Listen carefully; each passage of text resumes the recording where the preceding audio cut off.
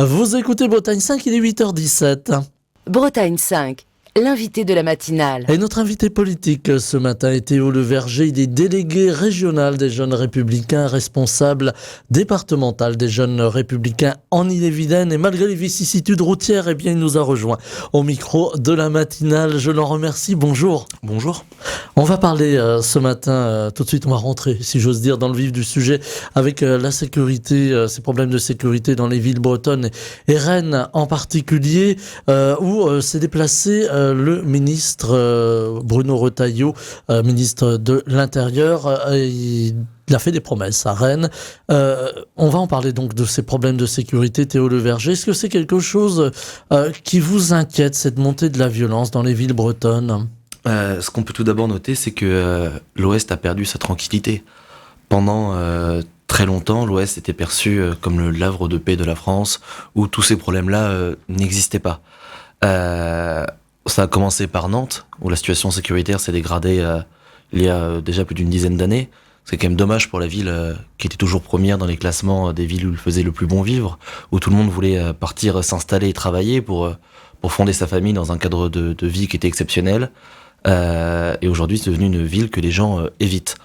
Et Rennes a suivi exactement la même trajectoire. On peut limite penser que Madame Appéré était jalouse du bilan de Madame Roland d'un point de vue sécuritaire. Elle voulait absolument que Rennes soit capitale de la Bretagne de l'insécurité et que ça ne soit pas Nantes. C'est chose faite, puisqu'on peut voir que depuis le début de l'année, le bilan à Rennes est extrêmement lourd. On va pas redétailler tout ce qui s'est passé à Rennes, mais le plus gros des drames que nous avons eu, cet enfant de 5 ans qui a été touché dans une fusillade à côté de Rennes sur fond de trafic de drogue, ce qui a amené le ministre Bruno Retailleau à se déplacer à Rennes. La première des choses que l'on peut noter sur ce déplacement de monsieur Retailleau, c'est qu'il y avait des grands absents à ce déplacement. On a constaté l'absence des députés du Nouveau Front Populaire qui sont élus dans les différentes circonscriptions de Rennes. Aucun d'eux n'était présent, ce qui montre bien leur attachement au sujet de la sécurité. Ils n'en ont pas grand-chose à faire parce que ça ne rentre pas dans leur programme idéologique. Et ça montre encore une fois qu'ils sont bien loin de la préoccupation des Bretons et des Bretonnes et des Rennais et Rennaises qui vivent cela au quotidien. L'autre grande absente, c'est Madame Appéré, qui était absente pour des raisons familiales ou personnelles apparemment. Madame Appéré nous a quand même fait un petit coup de communication en essayant de couper l'herbe sous le pied du ministre, en faisant des effets d'annonce avant qu'il arrive. On aurait limite cru entendre une maire de droite parler, sauf que ces effets d'annonce ne sont jamais suivis de quelconque mesure. Par exemple, à Rennes, la police municipale n'est pas armée, et certains syndicats le réclament. C'est normal, on peut pas agir face à des trafiquants qui sont de plus en plus armés, qui se livrent une guerre avec des armes automatiques, semi-automatiques, ou même la police nationale parfois n'a pas pu intervenir. On a souvenir de fusillades au Blône, où il y a eu 50 minutes de fusillade, la police n'a pas pu intervenir, c'est le raid qui a dû se déplacer. Donc comment voulez-vous que des policiers municipaux non armés puissent intervenir là-dessus ? S'ils voulaient vraiment agir, ils les armeraient. Est-ce que c'est le rôle finalement de la police municipale d'être armée, ou est-ce qu'il ne faut pas renforcer la police nationale ? Initialement, le rôle de la police municipale n'est pas ce rôle-là. Sauf que à la suite des défaillances de l'État, les maires ont dû suppléer, mais comme sur plein d'autres sujets, les maires ont dû suppléer à cela pour garantir la sécurité de leurs habitants. Donc sinon, ce n'est pas la mission première de la police municipale qui est une police de proximité. Aujourd'hui, si ce sont les premiers, les plus proches, lorsqu'il y a par exemple une fusillade ou qu'il y a quelqu'un qui a un règlement de compte au couteau, c'est eux qui doivent intervenir. Ils vont pas rester devant, regarder et attendre que la police nationale arrive. Donc leur armement est indispensable, notamment sur une société qui devient de plus en plus violente, de plus en plus armée.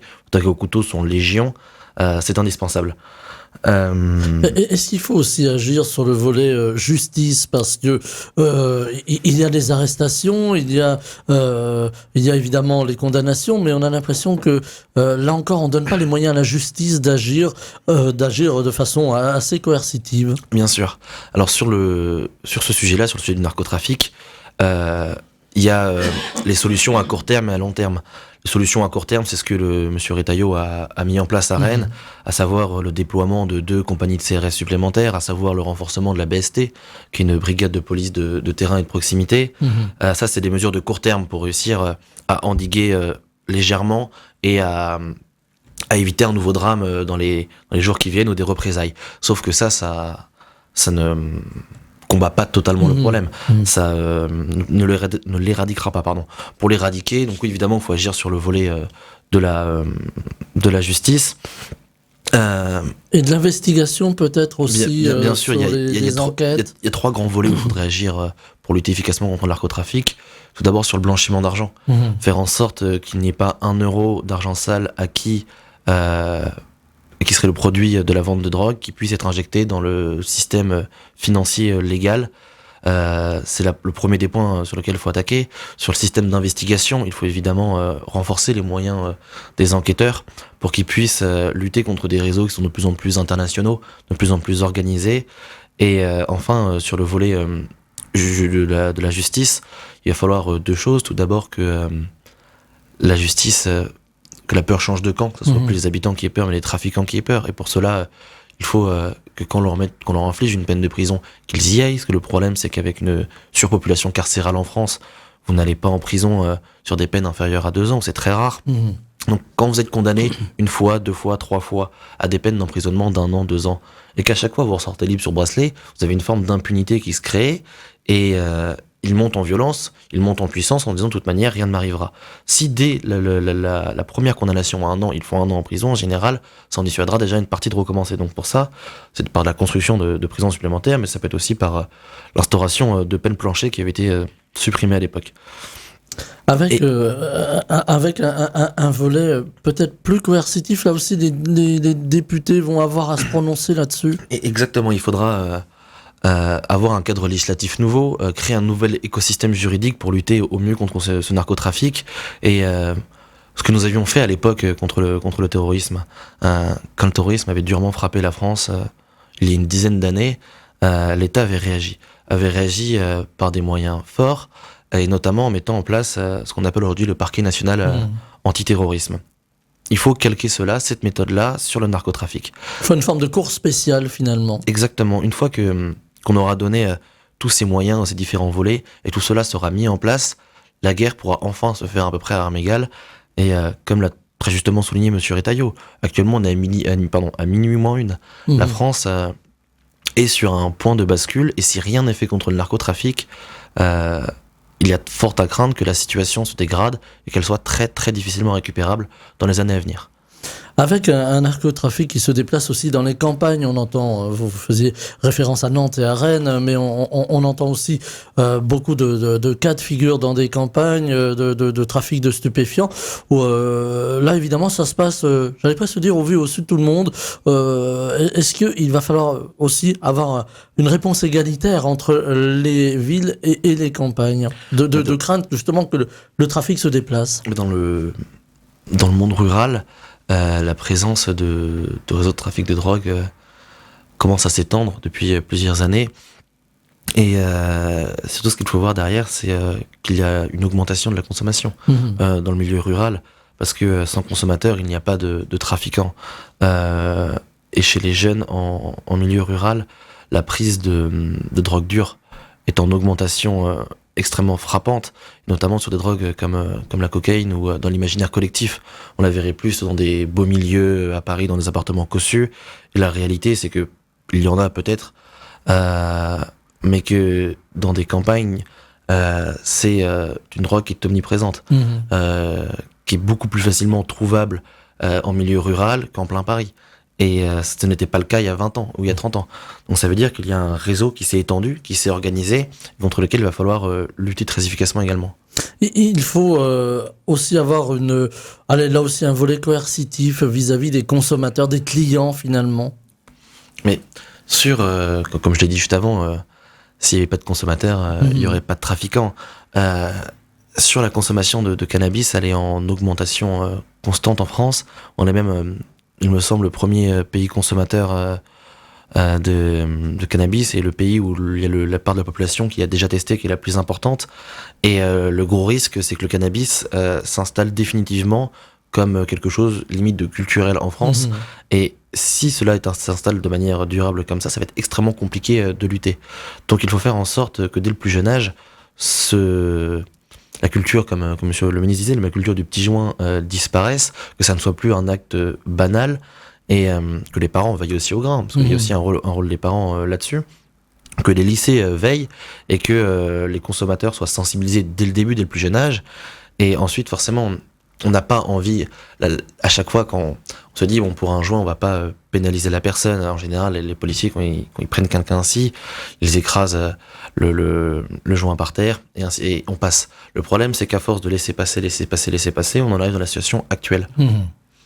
Avec une violence que l'on voit un petit peu partout, aussi dans les transports en commun, ça a été le cas à Paris ces derniers jours. On a une société qui se fracture, qui devient violente en France, plus violente. Est-ce que c'est préoccupant aussi cette situation ? Mais le plus préoccupant, mais c'est ça monte en parallèle de la violence des narcotrafics. C'est qu'on a affaire à chaque fois à des gens de plus en plus jeunes. Et surtout qui ont une espèce de détachement par rapport à ce qu'il se passe,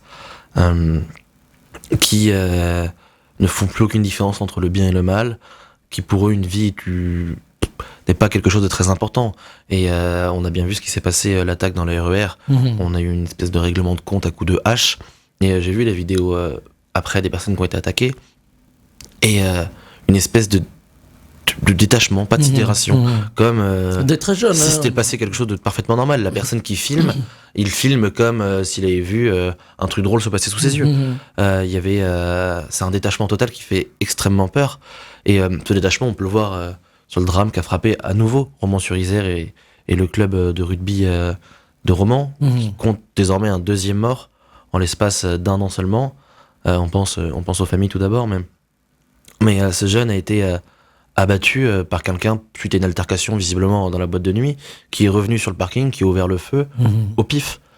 Ce n'est même pas ciblé, c'est un détachement total, c'est quelque chose m'a contrarié, je ne veux pas que ça me contrarie, donc je réponds par les armes. Et je reviens par les armes. C'est la même chose qui s'est passé dans une boîte en Normandie, où il y a une altercation avec un jeune champion de boxe régional, avec une personne en situation irrégulière, sous OQTF. La personne, visiblement, n'a pas apprécié de la première altercation qu'il y a eu dans la boîte. À la sortie de celui-ci, une bagarre a éclaté, et la personne sous OQTF n'a pas supporté d'être visiblement battue, et plutôt que de repartir chez lui, comme toute personne ferait normalement, non, il est retourné dans sa voiture, prendre un couteau et planter le jeune dans le dos. Est-ce que ça valait le coup ? Je ne pense pas, de prendre une vie pour ça. C'est-à-dire qu'il y a un détachement total de la valeur d'une vie humaine. On est finalement sur un phénomène de société aujourd'hui. Totalement. C'est un phénomène de décivilisation de certains de nos jeunes et auquel il va falloir remédier très très vite. Parce que pour faire société, ça va être extrêmement compliqué de faire société avec des personnes qui ne respectent plus les règles élémentaires de vie en communauté. On va passer à un autre sujet qui est pas forcément si éloigné, puisqu'on va parler du budget. On en parle beaucoup en ce moment. On pourrait commencer finalement en parlant du budget de la justice ou en parlant du budget des forces de l'ordre. Il y a beaucoup de demandes à ce niveau. Et même s'il y a une forme d'augmentation demandée, ça reste encore très insuffisant. Sur les budgets de la justice. Oui, de la justice. C'est exactement ce que nous avons dit à l'Assemblée, c'est que nous on est prêt à faire des économies sur un certain nombre de budgets. Toutefois sur les ministères régaliens, au contraire, dans la situation actuelle, les budgets doivent évoluer. Quand on voit le délai de traitement des dossiers par la justice, pour le coup ça c'est pas spécialement de leur fait, c'est que au nombre d'effectifs où ils abattent un travail considérable. Ils ne peuvent pas réduire cette durée qui est littéralement incompressible pour l'instant. Donc pour faire en sorte qu'on ait une justice efficace, une justice rapide, pour que ce n'est pas normal qu'un citoyen qui dépose une plainte, même pour une affaire autre que pénale ou civile, mais qui dépose une plainte, entre le moment où la plainte est déposée et le verdict final, il peut s'écouler 15 ans, si jusqu'au moment de la cassation, voire 15 ans, des fois un peu plus, ce n'est pas normal, parce qu'une justice efficace, c'est une justice rapide.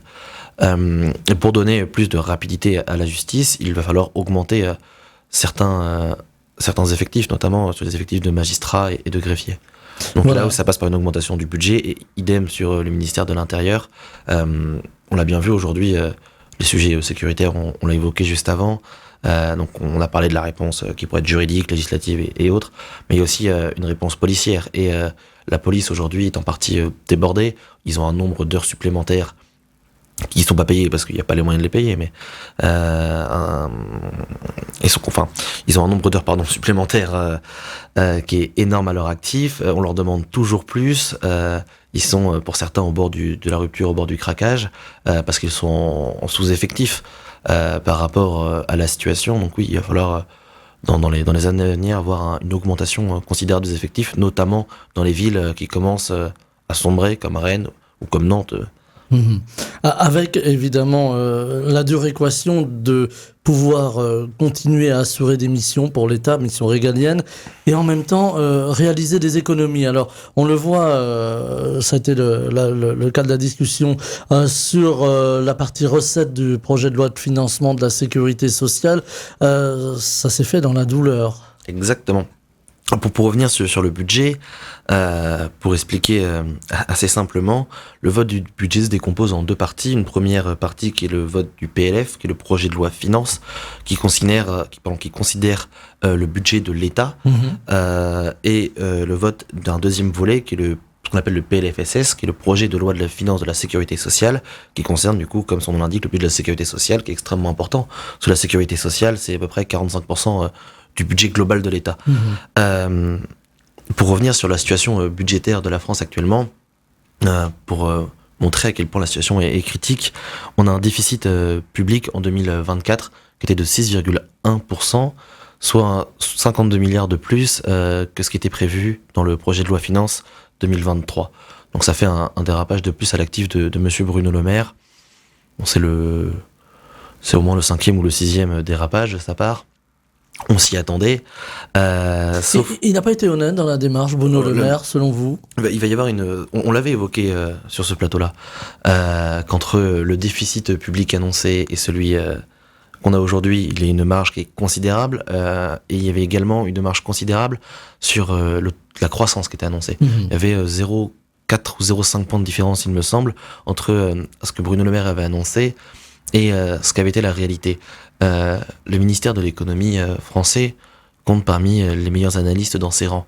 Ça m'étonnerait extrêmement fort qu'il se trompe, qu'il se soit trompé à l'époque sur plus de 0,4 points de croissance.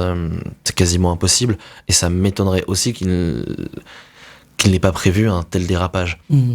Il a caché quelque chose, soit quelque chose a été caché, soit quelque chose n'a pas été maîtrisé. Il y a forcément une erreur quelque part, parce qu'on n'a pas 52 milliards d'euros de dépenses non budgétées qui arrivent comme ça soudainement. Ce n'est pas possible. Donc j'espère que l'Assemblée nationale ouvrira un jour une commission d'enquête pour savoir ce qu'il s'est réellement passé sur ce dérapage de 52 milliards de budget et sur ces prévisions erronées qui avaient été données à l'époque par le ministère de l'économie. Il y a plusieurs groupes parlementaires qui demandent, plusieurs groupes politiques qui demandent qu'une commission d'enquête soit mise en place. Il y a une ouverture, une audition même de Bruno Le Maire. Oui, en effet. Voilà, donc on va suivre le dossier. Avec aujourd'hui, là encore, des débats qui s'annoncent houleux, puisque l'Assemblée nationale va examiner, en commission puis en séance publique, le volet dépenses. Et c'est toujours là que le bas blesse. Exactement. Parce que, comme on disait avant, en 2024, on avait 6,1% de déficit. Sur la même trajectoire, en 2025, on va arriver à 7%. Ce qui est le double de ce qui est autorisé par la législation européenne, ce qui d'ailleurs montre comme quoi qu'on nous rabâche matin, midi, soir, qu'on ne peut pas faire un tel ou que ceci n'est pas possible, parce que la législation européenne l'empêche. Visiblement, pour dépasser du double la limite du déficit, là c'est permis. Il y a eu un petit contournement. Oui, apparemment. Et ce déficit est aussi grand en France parce que la dépense publique est aussi grande. On a 55% du PIB français la dépense publique correspond à 55% du PIB français, ce qui est le record mondial de la dépense publique. Ça fait au moins un domaine où on est premier, mais c'est quand même alarmant de se dire que plus de la moitié de la richesse produite de dans notre pays vient de la dépense publique. Ce n'est pas normal, une économie saine ne fonctionne pas ainsi. Et ce déficit public, le problème c'est qu'il s'est creusé. Il a commencé à se creuser réellement au moment du Covid, de la politique du quoi qu'il en coûte, dans cette situation qui était extrêmement compliquée. La politique du quoi qu'il en coûte, je ne la jugerai pas, parce que c'était une situation inédite. On ne sait pas ce qu'on aurait fait à la place, et les autres pays européens ont fait la même chose, donc pas de souci là-dessus. Sauf que après ce déficit lors du Covid, les autres pays européens, eux, à la fin de la crise du Covid, ont diminué leur déficit pour tendre vers le zéro. La France n'a pas fait ça. On est le seul pays européen qui a fait l'inverse. Le résultat aujourd'hui, c'est que la Commission européenne nous a placé, nous la France, dans une procédure de déficit excessif. Ce qui est extrêmement mauvais, parce que c'est on emprunte exactement le même chemin que la Grèce. Et l'étape d'après, c'est le FMI qui débarque. Si un jour le FMI débarque en France, là, il y aura des très très gros problèmes. Ils prendront un blanco et vireront des lignes de dépenses et sans regarder les conséquences sociales derrière. Et là, LFI pourra vraiment pleurer à l'austérité et pourra vraiment dire qu'il y a des mesures antisociales, parce que là, ça fera extrêmement mal. Du coup, la priorité du gouvernement, c'est là où on est très heureux que ce soit Michel Barnier, notre Premier ministre. On espère de tout cœur qu'il suivra les recommandations du groupe droite républicaine à l'Assemblée, mais pour l'instant, le budget qu'il a présenté va dans le bon sens. Ça doit être de contenir ce déficit et surtout de le baisser. Parce que il y a deux possibilités pour baisser un déficit. Soit trouver de nouvelles recettes, soit de faire des dépenses. De faire des économies, excusez-moi. Voilà, c'est le plus important. Le RN et le NFP, eux, ce qu'ils voulaient, c'était induire 50 milliards de recettes supplémentaires. Sauf que ces 50 milliards de recettes supplémentaires passaient par des impôts supplémentaires et par des taxes supplémentaires. Ce qu'il faut bien comprendre, c'est qu'à chaque nouvelle taxe, en général, impacte les Français. À titre d'exemple, une nouvelle taxe qui n'avait même pas encore été votée en commission, qui avait été votée en commission mais pas encore été votée en hémicycle, qui notamment impactait les vols intérieurs français. La taxe n'est pas encore appliquée, n'est même pas encore votée, que Air France avait déjà répercuté cette taxe sur ses tarifs. Donc ce qui se passe, c'est qu'à chaque nouvelle taxe, les prix augmentent. Quand les prix augmentent, le pouvoir d'achat des Français diminue et par conséquent la consommation diminue. Et quand la consommation diminue, l'activité économique diminue. Si l'activité économique diminue, c'est tout simplement de nouvelles recettes en moins. On rentre dans un cercle vicieux, finalement. Quand la consommation diminue, il y a moins de recettes fiscales puisque la TVA diminue. Et ensuite sur l'activité économique, mais forcément les sociétés font moins de bénéfices, donc l'impôt sur la société diminue. Il y a peut-être moins d'emplois ou des emplois qui sont supprimés, donc ça fait encore des postes de recettes en moins. Donc parfois on crée une nouvelle taxe qui va rapporter 1 milliard, mais par derrière les conséquences peuvent être 2 ou 3 fois supérieures. Est-ce qu'il fallait taxer les très hauts revenus ou par exemple les entreprises à très haute valeur ajoutée? Alors on a beaucoup pointé du doigt Total ou d'autres, il ne s'agit pas de faire le procès de Total ici ce matin, mais est-ce qu'il fallait taxer les grandes entreprises ou les très très hauts revenus? Mais qu'ils participent sur un temps donné à l'effort national, comme l'aura demandé le gouvernement de Michel Barnier, pour aider la France à se redresser d'une situation budgétaire qui est inédite et sans précédent. Ça, je le comprends parfaitement, et j'espère que leurs âmes patriotes consentiront à faire cet effort. Le problème dans le long terme, c'est qu'on est dans un monde mondialisé, dans une économie qui est elle-même mondialisée, et que si vous taxez trop haut ces hauts revenus des entreprises, le premier truc qu'elles vont faire, c'est prendre leur valise et passer la frontière. Mais c'est très simple. Il y a des pays comme les Pays-Bas et l'Irlande qui ne jouent absolument pas le jeu de la solidarité, on pourrait le dire comme ça, solidarité face à l'impôt. Une solidarité face à l'impôt, mais surtout d'une harmonisation fiscale avec les autres pays européens. Et si demain, ce que certains gouvernements avaient fait, je ne sais plus quel gouvernement nordique, avait expérimenté d'augmenter l'équivalent d'un ISF, d'un impôt sur les très hauts revenus. Et ce qui s'était passé, c'est que cet impôt était passé d'une trentaine de pourcents à une cinquantaine de pourcents. Et la première chose qui s'est passée à la première année, c'est que les recettes de cet impôt ont diminué. Et étaient bien plus basses que quand le taux d'imposition était plus bas. Qu'est-ce qui s'était passé? C'est que tout simplement les hauts revenus étaient partis. Donc en fait, il faut réussir à trouver le juste milieu entre taxer et ne pas taxer du tout, et trop taxer. Il faut trouver le juste milieu pour avoir les meilleures recettes pour l'État, et qu'en même temps, eux, en face, ils trouvent leur compte. Est-ce qu'il faut aussi avoir une harmonisation fiscale justement au niveau de l'Europe? Là, on déborde un petit peu au-delà du budget, mais justement pour des pays qui ne jouent pas le jeu, comme vous dites. Dans l'idéal, oui, il le faudrait. À titre d'exemple, quand on voit que l'Irlande doit calculer 2 fois son PIB, une fois calculant son PIB réel et une autre fois calcule son PIB avec toutes les grandes boîtes qui y sont, Microsoft, Facebook et autres, c'est qu'il y a un vrai problème. C'est tout simplement scandaleux. Microsoft France, qui a d'ailleurs des contrats avec l'État français, réalise chaque année en France un bénéfice de 0 €. Et toutes les filiales européennes de Microsoft réalisent un bénéfice de 0 € chaque année. Sauf une seule filiale, la filiale irlandaise, qui réalise des bénéfices de plusieurs milliards, puisqu'en fait tous les bénéfices des filiales européennes sont transférés dans la filiale irlandaise. Pourquoi ? Parce que l'impôt sur la société est extrêmement bas et en général négocié avec l'État irlandais. C'est une concurrence fiscale qui est déloyale au sein de l'Union européenne. Et j'espère que quelqu'un au sein du gouvernement français aura un jour le courage de taper du poing sur la table et de dire aux Irlandais et aux Pays-Bas que ça suffit. Un mot aussi sur le 49.3 qui pourrait arriver et j'allais dire remettre à zéro ces amendements qui ont été votés par les divers groupes ou encore peut-être le Sénat qui pourrait jouer un rôle important. Le Sénat en général est bien plus mesuré que l'Assemblée nationale. Ils n'ont pas connu la zadisation qu'a provoqué LFI.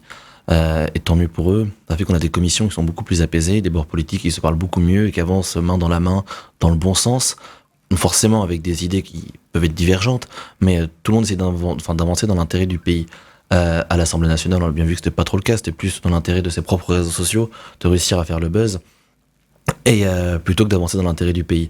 Donc on attend beaucoup du Sénat, mais je pense que le Sénat, comme sur le budget de l'année précédente, aura des débats sereins et apaisés, et qui iront dans le bon sens. Sur la possibilité d'un 49.3, je pense très sincèrement que Michel Barnier va réussir à rassembler sur les bancs de l'Assemblée une majorité pour voter ce budget et que le recours au 49.3 ne sera pas nécessaire. Voilà, donc l'avenir nous le dira. Un tout dernier mot, il nous reste trois petites minutes, même pas 2 minutes, nous dit notre réalisateur. Les collectivités locales souffrent aujourd'hui. Elles réclament, évidemment, elles souhaitent participer à l'effort national, mais elles réclament peut-être moins d'efforts parce qu'elles font d'autres efforts sur des missions. On pense aux missions sociales pour les départements. Est-ce que là aussi, il faut considérer la question différemment ? Mais sur le budget des collectivités territoriales ces dernières années a très fortement augmenté et son nombre de fonctionnaires également. Après, son nombre de compétences transférées par l'État a également considérablement augmenté. Et d'ailleurs, ce qui est étonnant, c'est que l'État transfère des compétences aux collectivités territoriales toujours plus, leur demande toujours plus, mais parallèlement, le nombre de fonctionnaires de l'État ne baisse pas, le nombre de fonctionnaires des opérateurs agents de l'État ne baisse pas, et chaque année, ils demandent des rallonges budgétaires. Donc à un moment, c'est qu'il y a un problème quelque part. Il y a des agences qu'on pourrait supprimer. Oui, il y a sur les 6 dernières années, sur les agences de l'État, c'est 30 000 fonctionnaires en plus et 30 milliards d'euros en plus. C'est-à-dire qu'il y a quelque chose qui n'est pas parfait, qui ne suit pas l'effort budgétaire. Donc nous, au LR, nous avons demandé un effort d'1,2 milliard sur ces agences opérateurs de l'État pour qu'eux aussi puissent participer au budget. Bon, ça, c'est des coups de rabot pour réussir à limiter le déficit, mais sur le long terme, il va falloir engager de vraies réformes structurelles afin de pouvoir ramener notre déficit dans des taux raisonnables. Et c'est là-dessus que l'on va se quitter. Théo Le Verger, je voulais vous poser une petite question sur les États-Unis, on n'aura pas le temps. Malheureusement. Voilà, il y a une inquiétude ? Grande, un pays fracturé. Mmh. Voilà, on va voir ce que vont nous donner les résultats des élections américaines, alors ce soir et dans les jours qui viennent. Théo Le Verger, délégué régional des Jeunes Républicains, responsable départemental des Jeunes LR en Ille-et-Vilaine, était avec nous en direct au micro de Bretagne 5 Matin. Je vous remercie, je vous souhaite une très belle journée. Merci beaucoup, bonne journée à tous. Bretagne 5, Stéphane Hamon, le 7-9.